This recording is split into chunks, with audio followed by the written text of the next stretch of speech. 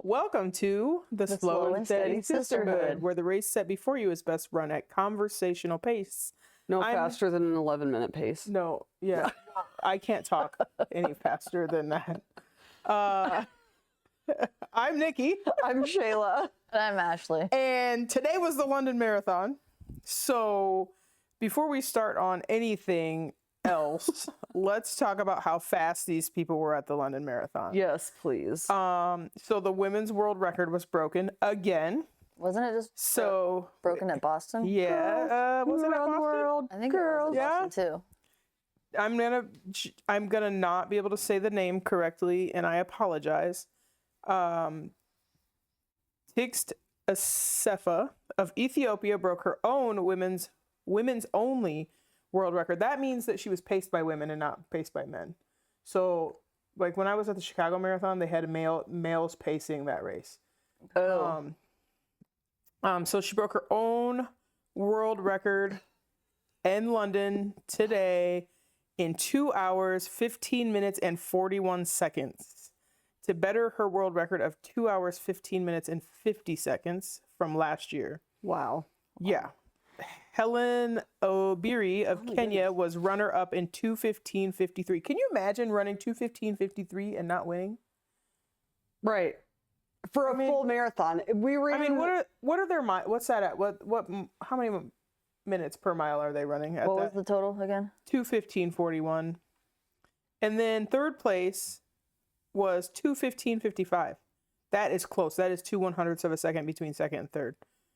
Between millions of dollars. Like, that's So insane. for perspective, we just ran Drake last weekend.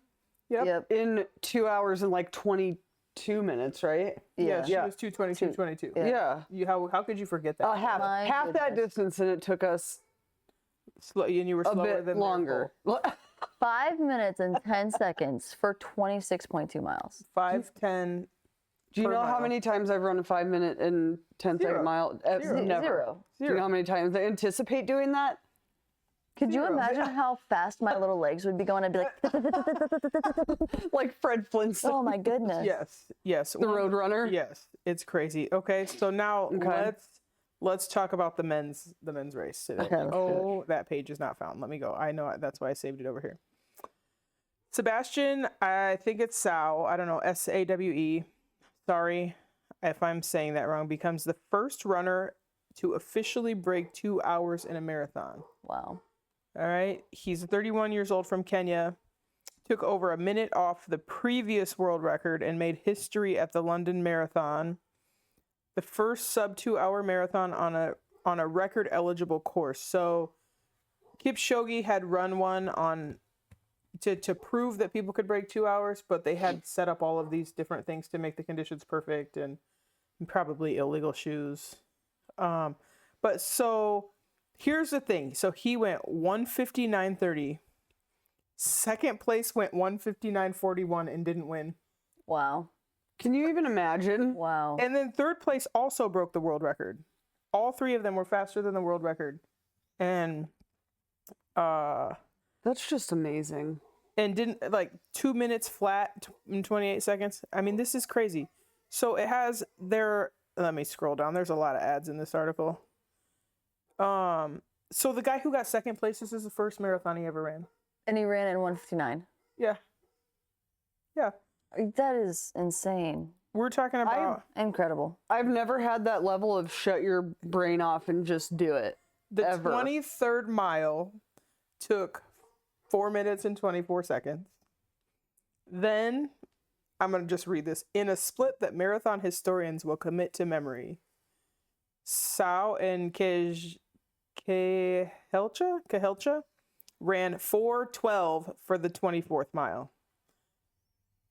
You have a negative split after you've already run 23 miles. This is ridiculous. So let's put this in perspective. Yesterday, so I'm training for a half marathon, and yesterday was about speed work, and I had to do 800-meter repeats, and my goal was 6:30 for a half a mile.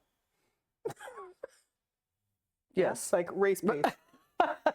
for and their mile pace is 2 minutes less than that. Faster, 2 minutes faster than my half mile pace was yesterday. It's fine. This is insane. The race set before us is best run at conversational pace. I bet I enjoyed my 800 meters yesterday more than they enjoyed that 412 mile. I wonder what their zone 2 pace is. They're probably running their whole marathon, the first half of their marathon in zone 2. That's crazy. Because the first half of their marathon was in 1 hour flat. What? But I can't even wrap my mind around that. They probably don't exceed zone 3, upper zone 3, maybe. I don't know. I'd like insane. a heart monitor tracker on them. I would too. I would really like this to be. I bet they also don't have anxiety in their everyday life. Like their heart rate. Could you imagine though the amount of pressure that they probably put on themselves, like when you're going for a run or like for a record or like to win and like be that top runner? When it's your job. Yes. This is like, your. this This is what is I that do. we don't eat if I don't win.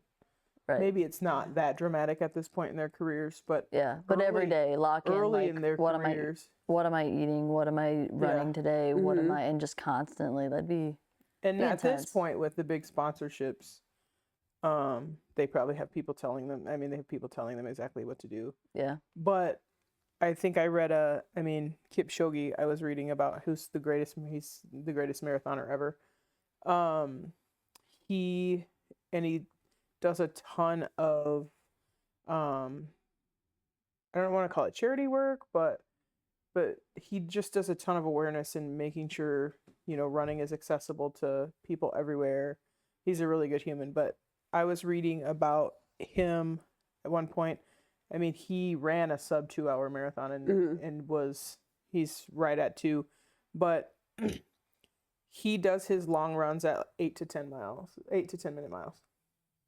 Oh my gosh. Because That's it's like about my 5K pace. Yes. that is not my 5K. Yes. On like a solid, like everything is clicking a long day for a 5K and it's a race, not just a run. Right. Yeah, not me. I'm not. No. My 5K pace is 12 to 13 minutes. And that would Which be is great. moving fast. Conversational pace. That would be me moving fast. Conversational pace. I don't know if I'd be conversing at 12-minute miles. Just very focused. The race that before me would be huffing and puffing. You know what? Some races are like that.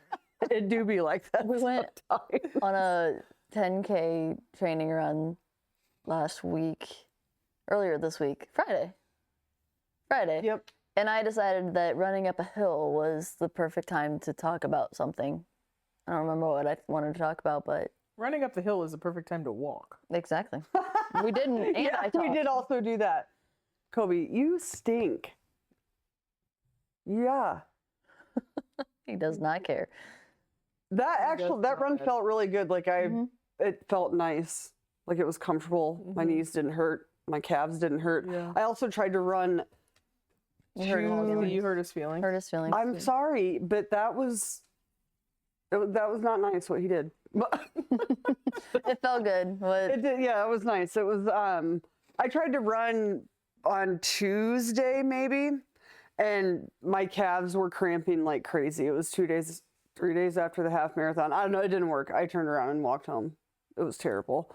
But then Friday felt nice, so that was good. That's good. We have quite a few miles tomorrow. Yep. Like 17 of them. We're at the point in marathon training where like people look at you crazy when you tell them how far you're running. I mean, some people look at you crazy when you tell them you're running. Yes. But then you say things like 17 miles and yeah. And so I guess that brings us to our topic for today. We actually have a topic for today. We did. And it is running life balance. How do you balance your wanting to be a runner and having these goals and your real life, because life be lifing, and plan for it and all of those things. So anybody have anything they want to start with? I would start with, I really didn't think that I would find like a balance in this. So when I was training for my first marathon, I knew that it wasn't going to be a super fast pace. And so the training just took a while. Like I hit peak week and it was 21 miles and it took me 4 and some odd hours, you know, so I just knew that it was going to be very time consuming. And so as I got closer and closer to the marathon, I was saying like, it's a one and done. I'm going to be finished after this. And then I finished it, and now Here we are. 6 deep. So I have found a way to make that balance work. And sometimes that's running a long run on a week morning instead of a weekend morning, you know, making it work where it works. I was not prepared when I signed up for my first marathon for how much the training would take over your life. Mm-hmm. And the second marathon that I did, it didn't take over my life, I think, because I just knew, okay, I can do this. And it wasn't constantly on my mind, but it was more planned. I was way more planful the second time. The first time I felt almost overwhelmed with how am I going to get in all the miles? And I'm slow. So when we talk about a 20-mile run, and they're supposed to be slow, those long ones are supposed to be 2 to 3 minutes per mile slower than your actual race pace, which for me is very, very slow. It's less slow now, but I think I did a 23 or 24 mile run in this last cycle, and I started early in the morning. I mean, I just know that I have to plan a whole day for it. Right. Because you also have to recover. Mm-hmm. Oh, for sure. Yeah. And like eat a whole pizza. Yes, yeah. twice. At minimum. Actually, anything over 17 miles, I'm not hungry when I get done. It does. It takes a little while Yeah. to like get your body to recover and want the food. The next day is where I'm like, feed me everything. Yeah. Please. Yeah. And ice cream, obviously. We've already planned out like what we're going to go get for food after this to prepare for tomorrow. So what do you have tomorrow? 17 miles. Oh, you're doing it tomorrow on a Monday? Yeah. I have a late work day. So do I. We're just So gonna. you're going to do 17 miles and go to work? Correct. Yep. I'm sorry, I'm a slow processor, so Oh, no, it's that's crappy. really blowing up my mind right now. It's If I were probably going to not do a great 17 decision. miles and go to work, I'd have to start at 2 a.m. We're going to start at what? 5. 5:30. Yep. Because we're planning on it taking like 4 hours. Yep. We always round way up just so that we have enough time and like cushion. And so, yeah, like 4 hours. So we'll run till 9. What time do you have to work? 9:30. My first meeting is at like 11:30, so I should probably okay. be there at 11. And I have to be there by like 10:15. But I can get ready really, really fast. Okay. Military Yeah, I shower. would still have to start at like 3 a.m. And then nobody would want to be around me all day. It could very well be like the worst decision we've made in a while. I've done it before and it was fine. Like I was very intentional about using my stand-up desk. But you that also day. commented that you can just go out and run a half marathon any day of the week and it just feels great. I mean, I don't know that it feels great, but it can be done. Doable. It's possible. Yep. Okay, so how do we balance that? Where let's go back to the original Yeah. point of this podcast and not me So- just being mind blown that you're going to work on the same day. Yeah. I think it's like being a little bit planful and knowing what you want to do and kind of a general when, and then planning when does this work best in my schedule. Because one of you said already, we already have planned what we're going to have to eat and all of those things. Yep. Come here. Like it kind of starts with So what does that look like? What are we doing, 3 to 4 days prior to this? What's that look like for body recovery so that our legs are fresh and ready for that run, especially when it gets up over that like 10-mile run, you've got to have plans. And then what are we eating? So ours, might not be the best thing, but it is always Texas Roadhouse because we know that our body responds well to it. And I always get the exact same meal. Same. And I Or know some that variation, yeah. yeah, my body will respond well to that for the run. Setting out the night before your hydration pack, your snacks, your fuel, clothes, so that when you get up, you don't have to worry about where's all my stuff. It's just get up, get focused, get energized. Plan out the route. Where are we going? How do we want to do it? Make sure there's very minimal hills because hills are not fun for us. and then you just go that next day. And it'll be a little bit later day at work tomorrow too. So like the balance to that is taking it pretty easy today. Like we had groceries delivered so that we didn't have to go out and do that. And like Part of the work life or the life running balance too is checking weather. Like, what's the weather look like? And Supposed to rain does a it lot tomorrow. fit? Rain. Check that out. Fine. it's later in the day. we look. That was Rain's gonna be my not next great. question. I don't love running in the rain. I can do it. My There concern is something to be said for doing a training run in the rain, yeah. because on Right. this day you never know if it's going to rain. Well, we've been blessed all of the years. We've never had rain, knock on wood. We got poured on at the Well, I'm Everyone's getting there. I'm Now. getting there. Until the Bix. Yep. We had one super duper cold run, which was the St. Patty's Day. It was like -30 wind chill. We probably shouldn't have run it, but now it's like our rule is not to sign up for anything prior to April. Yeah. And if we do, it's a Yes, it's a very- last minute decision. Yeah. But yeah, we got rained on at the Bix the whole race, which that was 7 miles, so that wasn't terrible. Once we get like higher than that, that's the concern of the feet, right? Water, shoes, rain, Blisters. not great. Right. But yeah, we did get poured on right away at the every women's in Oh, Arizona it's soaked. for a And it little was while. Humid in Yeah, it's Arizona. rough. Yes, so it was a whole experience. The whole experience. At the St. Patty's Day run with the -30 wind chills, my hydration pack, the straw or the tube, whatever, froze almost immediately. Like I got no drinks out of it. I had one little cup of blue Powerade that How do whole you know race. you shouldn't be running a race? And it was a Hydration pack slushy. froze. Listen, I PR'd my marathon then. It will never get any faster than that because I lost 0 electrolytes. My body was like, you can keep going because There we was a haven't sweat a full? drop. I Yeah. don't think they had a full. Yeah, it was do. a I double ran loop the of the half. half. And I finished up and watched her and Brandon come through, and I'm like, you poor suckers. As they went out for their other one, I'm like, I'm gonna go to the hotel. I had to have the housekeeping folks let me in because I couldn't unzip my pack to get my key card out. My fingers were frozen, and I just so sat in a cold. lukewarm shower for probably half an hour. Just I wore so many Okay, layers. so for those of you listening and you're like, should I become a runner? This is not normal. this is not normal. This is not Correct. normal. That was very weird Abnormal. weather. Marathon training is not normal. No. It's doable for anyone who decides that they want to do it. Mm-hmm. Yeah. 100%. If you want to do it and if you have the time to put into it. So if you're going to train for a marathon, make sure you have time. Mm-hmm. Otherwise, it becomes overwhelming and your brain, for me, gets overloaded and then you cry. No, Yes. I actually don't cry about that kind of stuff.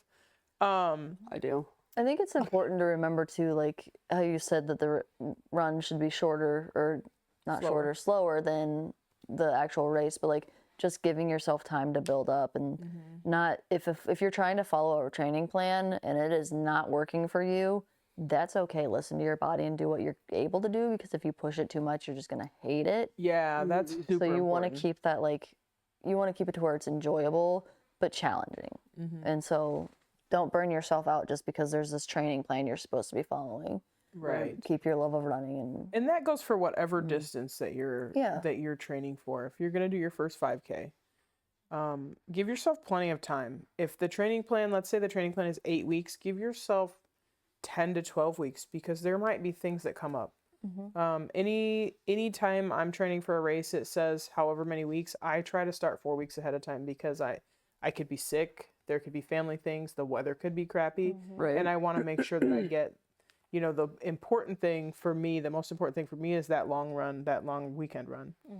I can get the weekday stuff in, but if I miss one here or there, I shouldn't. I don't know if I should be saying this publicly. If I miss one here or there, I don't fret about that.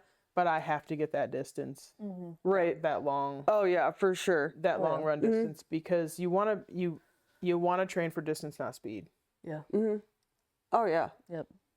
I would also say there's no shame in dropping a distance. I've dropped from a full to half. I've dropped from a half to a 10K, dropped to 10K to 5K. Just listen to your body and keep your joy. She's transferred Yeah, I've given the away and registration. transferred registrations because my body hurt, and I was just like, it's not We had a friend that ran as you that one year. Yeah. And she caught the cool spinny medal. It was that one. Oh, It was the IMT. That you didn't run in that Yeah, because my foot. as your foot. You were being wise. I was. And look at me. The next year later, I came back and ran my first attempt at a full. And then a year later, so 2 full years, I knocked out that full. the attempt counts too. Like she asked for a medal at the end. And they gave it to her. They're like, yeah, you paid to play. You can have it. I got 21 of them. Right. It's a big Long deal. way. Yes. Well, if you'd have run in the LA marathon this year, you'd have gotten a medal for completing 18 miles. Yeah, that was a controversy and a half from some folks. I mean, what happened? seriously. I'm not. So the filled in. temperatures in Los Angeles for the LA marathon this year were predicted to be insanely hot. Okay. And for the safety of all runners, they said anyone who completes 18 miles will get a finisher medal. Oh, wow. So they designed the course, right, so where they could cut off easily and get to the finish line. Yeah, I'm not 100% sure. I'm pretty sure that's I didn't what it read was. into it. I just read the comments for levity. Yeah. Yeah, no, I'm pretty sure it was that they had designed the course where at around that mileage, if you cut off, you could get to the finish line and they would count it as a finish and give you the. But I wonder how there must have been like a 20-mile checkpoint to make sure, or 21-mile checkpoint to make sure that you didn't get an official time for a full marathon running 18 miles. Right. Like if you cut off there. Yeah, that makes sense. Because I would think most of I think I had 5K checkpoints in New York. What were they in? Most are 5K. Yeah, and I don't remember what they were in Scottsdale. I think it was like it's 5K. I mean, because I think there was like a headphones 15. told me every mile, so that was when you were listening to the app, and then you'd have the motivational. You are at mile 2. I love that app. You're at mile 3. I didn't like the every mile No? motivation. I didn't get to use the app because my phone decided it wanted to die. Yeah. Rude. So if I'm a busy working person and I want to, and I say, I would like to start running races, what is the best thing for me to do to get started and be able to manage the time? Any thoughts on that? I mean, I think that if it's someone just starting out, like a beginner runner, if you're going to hop into marathon training right away, that's awesome. But it's going to be kind of an ease into it. And so you'll figure out your pace and where it fits into your weeks. Like you'll learn if you're a morning runner or afternoon runner. Yeah, and I think that's going to make a big difference. Depends on your personality. If you're somebody that wants like, this is what I'm doing, find a plan, follow the plan and like utilize that and figure out your timing, figure out what feels good. If you're not, and you're just like, I just want to see what it's like, just start moving, set little mini goals. If you don't run at all, I'm going to get out and do a mile today. And no matter what you run or walk of it, you did it. And just start moving and pick a race far in the future. Small ones, local ones are usually pretty good to get that start because they're very supportive, and a lot of times it's their fundraiser type ones that it doesn't feel as pressured. Yeah, and I would say really start out with looking at your life. I'm not very type A, so this was hard for me in the beginning, just figuring out what my week looks like and where do I have time that I can commit to getting out there for 15 minutes. And then 20 minutes, and then I could build upon that. For some people, maybe you never want to go get out and walk or run more than 20 minutes at a time. 20 minutes is an incredible fitness benefit if you get out and you're walking or you're jogging or you're doing a combination of both. But just looking at, okay, these are the things that I can do, and this is for me. A lot of times it's in the morning because I know that nothing else will come up. I just don't have anything else. And at the end of a long work day, I get a little bit tired. And if I come home, I'm not changing my clothes and leaving. That's If fair. I come home, I'm taking off my bra and there is no more life happening. Yeah, I'm not an afternoon runner. Yeah, for me, like, I've already done my day and I've already had too much food in my belly to run. It's just a mental thing for me that I can do it. I just don't like it. No. And it gets in my feels head. Heavy. Get a side stitch. And I have to, Fave. you know, I already said I don't have the time algorithm. So some people are born with it and they just know how to organize time. And they just, if you say you're going to be here at this time, then their brain, they go, you know, they have all these things. You Well, gotta I work get up here, I backwards gotta get from up it. here, and I gotta do this, and I Yeah. gotta do that, and I gotta do that. So I need to get up at this time. I need to get dressed at this time. I need to leave my house at this time. You know, I need to be pouring my coffee at this time, whatever it is. And It works. for me, when I'm like, I need to be there this time, my brain goes, When?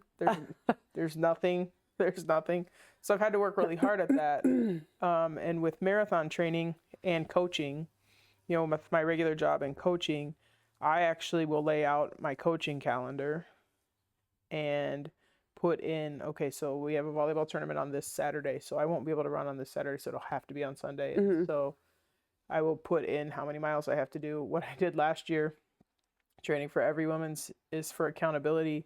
We use the GroupMe app for our volleyball team, and we'd be at a tournament on Saturday, be like, okay, ladies, I need you to hold me accountable to running my 17 miles tomorrow. And so then they would expect a message in the GroupMe with a picture of my watch. Right. So that was really helpful for me.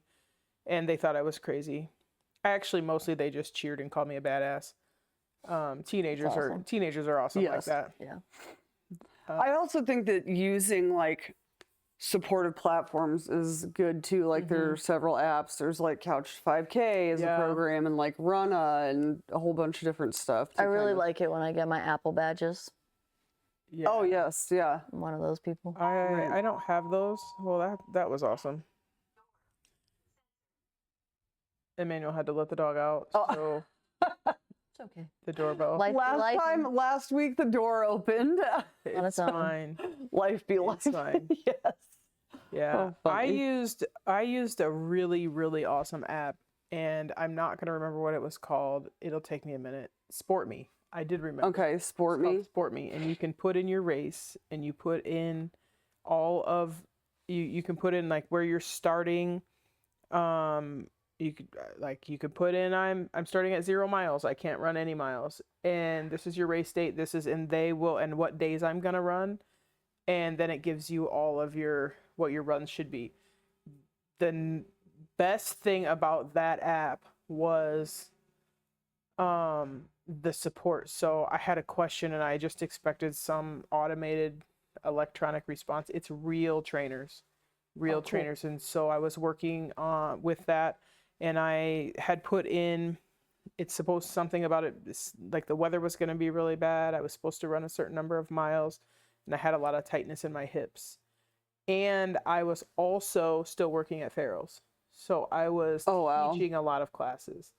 And so the person responded, and they're like, due to your heavy workload schedule and having to teach a lower body class on Thursday night, I mean, they were just, you should do this and you should adjust this. And so there was actual run coaches on that. It was it wasn't super pricey. But then I've transitioned to the Galloway app, and I love that. I absolutely love the Galloway app. So that's the only reason I think I left Sport Me, is because because I'm a Galloway runner, and so so it coaches Galloway. It's Galloway training plans. Right, that makes sense. Yeah. Does the Sport Me allow you to input what you actually did then compared to what it was suggesting? It tracks. It's a run tracker, so it has a GPS tracker on it. So you just start your run and it goes. Nice. Yeah. Nice. And it will actually adjust your plan based on what your runs. Oh, that's super helpful. That is helpful. I've not really ever used an app. I wonder if it would help me be more accountable to like actually doing it. Maybe. I'm good with, like you said, I'm good with long runs, but my short runs, I'm just like, whatever. Right. The number of times that I've had like AI help me create a plan and then just didn't do it. I like the Progress. app. I like the Galloway app because you can have it set for like Jeff's coaching cues, and so it will tell you, he'll give you 2 tips on breathing and you know, Right. just a lot of things that I've learned about running just using the app and listening to Right. tips that he's Right. given. But I was thinking about you guys last week because you commented, Shayla, about you can qualify for Boston when you're 70. Yes. And I was like, I wonder what, When I'm 70 and if I don't get any slower ever. like, I wonder what it would happen, what would need, oh no, that's the wrong thing. I wonder if it's on here. I can't remember. Now I'm going to not have it. So run, walk, run intervals for the time that you wanted to run. So if you want to, what are you running? Like 11.5-minute miles, 11-minute miles? For a half, yeah. Yeah. So if you wanted to run faster than that, I don't know if it's on the app or if it's on it's on the website. Hold please. You guys talk about something else and we'll come back to it. Well, I mean, should we wrap up and we pick this up on our next episode? Well, I was going to give you an effective run, walk, run interval strategy for running like 10.5-minute marathon miles. Okay. Okay. So I guess we can talk about that. We just started, as you're looking that up, we just started using intervals like in this last training cycle. Before we were just running until we couldn't stand to run anymore.